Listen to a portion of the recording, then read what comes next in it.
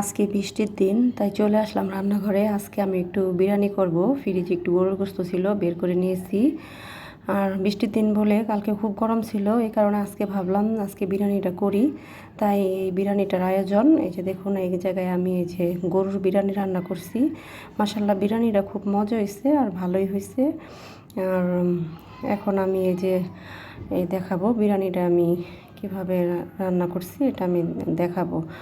আসসালামু আলাইকুম, আশা করি সবাই ভালো আছেন। আলহামদুলিল্লাহ আমরা ভালো আছি। এই যে আমি গরুর মাংসটা সুন্দর করে কেটে ধুয়ে আমি একটা প্লাস্টিকের ঝুড়িতে ঝরা দিয়ে নিয়েছি। এই গরুর মাংসটা খুব সুন্দর করে ঝরা দিয়েছি। আর এখানে আমি হাফ কেজির একটু বেশি চাল নিয়েছি, পোলারের চাল। আর এখানে আমি যে নিয়েছি গরম মশলা, তেজপাতা। আর এখানে যে নিয়েছি আমি কিশমিশ।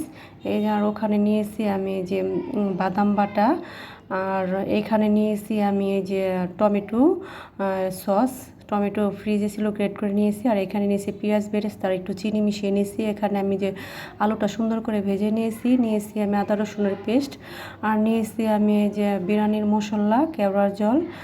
আর এখানে নিয়েছি আমি টক দইটা সুন্দর করে ফেটিয়ে নিয়েছি। এখন সব ধরনের মশলাগুলো আমি সুন্দর করে নিয়েছি, ঘিটাও নিয়েছি।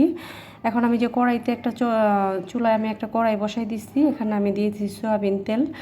পেঁয়াজ বেরেস্তা ভেজে রাখার পর যে তেলটা বেশি হয়েছিল ওই তেলটা আমি দিয়ে দিচ্ছি। আর এখানে গরম মশলা, তেজপাতা, পেঁয়াজটা সুন্দর করে একটা হালকা করে ভেজে তারপর আমি সব ধরনের মশলাগুলো দিয়ে দিব। এখানে আমি আদা রসুন বাটাটা আগে দিয়েছি, কারণ আদা রসুন বাটা একটু ভেজে না দিলে কাঁচা একটা গন্ধ আসে, এই কারণে আমি আদা রসুন বাটাটা আগে দিয়ে দিছি।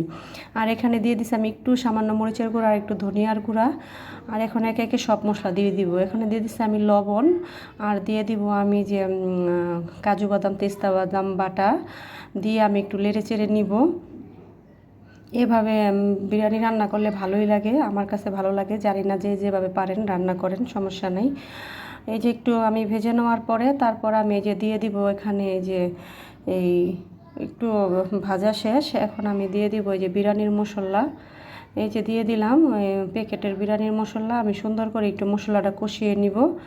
কষানোর পরে আমি দিয়ে দিব একটু হালকা পরিমাণে পানিও দিয়ে দিব। পানিটা দিলে মশলাটা পড়বে না, নাইলে মশলাটা পুড়ে যাওয়ার ভয় থাকবে। আর এখন দিয়ে দিব এই যে টমেটো, গ্রেট করে রাখা টমেটোটা।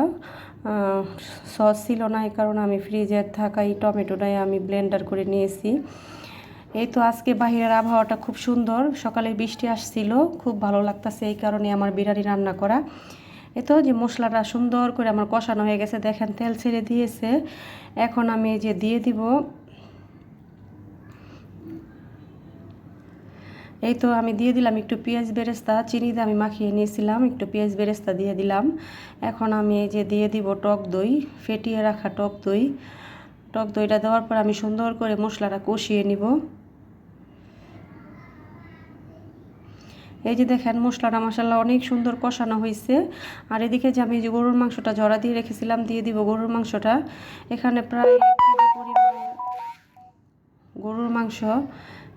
এই তো সুন্দর করে আমি এখন কষিয়ে নিব, আস্তে আস্তে কষিয়ে নিব। আর আমি কোনো ঠান্ডা পানি ব্যবহার করব না, আমি গরম পানি ব্যবহার করব। আর একটা হাঁড়িতে আমি এই যে গরম পানিটা দিয়ে রাখছি, ওই গরম পানিটা আমি দিয়ে দিব।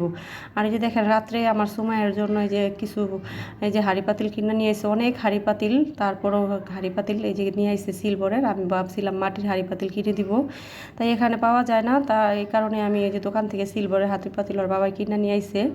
আর এখানে এদিকে মাংসটা প্রায় কষানো শেষ, আমার অন্য কাজ আসলে আমি কাজগুলো ফাঁকে ফাঁকে করে আসতেছি।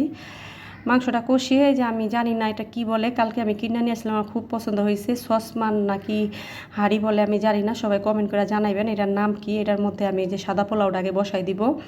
এখানে আমি পেঁয়াজ আর এই যে দিয়ে দিছি সয়াবিন তেল। আর এই যে গরম মশলা, তেজপাতাটা দিয়ে চালটা আমি সুন্দর করে আগে ধুয়ে আমি ঝরা দিয়ে রেখেছিলাম। চালটা এখন ভেজে নিব সুন্দর করে। চালটা যত ভাজবেন তত বিরিয়ানি হোক, সাদা পোলাও হোক, খুব ভালো লাগে। এই তো আমি কয়েকটা কাঁচামরিচ দিয়ে দিলাম, লাল সবুজ কাঁচামরিচ। কাঁচামরিচ দেওয়ার পরে আমি এই যে দিয়ে দিব এখন গরম পানি। ঠান্ডা পানি আমি অ্যাড করি নাই, গরম পানি দিয়ে আমি এই যে কষিয়ে রাখা গরুর মাংসটাও দিয়ে দিছি, সাথে কয়টা আলু ভেজে রাখছিলাম, ওই আলু কয়টাও দিয়ে দিছি। মাশাআল্লাহ বিরিয়ানিটা অনেক সুন্দর হয়েছে, আশা করি আমার ভিডিওটা দেখবেন। কিশমিশ, কাজু বাদাম আর পেঁয়াজ বেরেস্তাটা আমি দিয়ে দিছি। আর আমার চ্যানেলটা সাবস্ক্রাইব করে পাশে থাকবেন, আর একটা ফলো দিয়েও পাশে থাকবেন, আর কমেন্ট করবেন ভালো ভালো। আর এখানে আমি এই যে লেবু শসা সালাডটা কেটে নিয়েছি। সবাই ভালো থাকবেন, আল্লাহ হাফেজ। দেখা হবে অন্য কোনো ভিডিওতে, অন্য কোনো রেসিপি নিয়ে।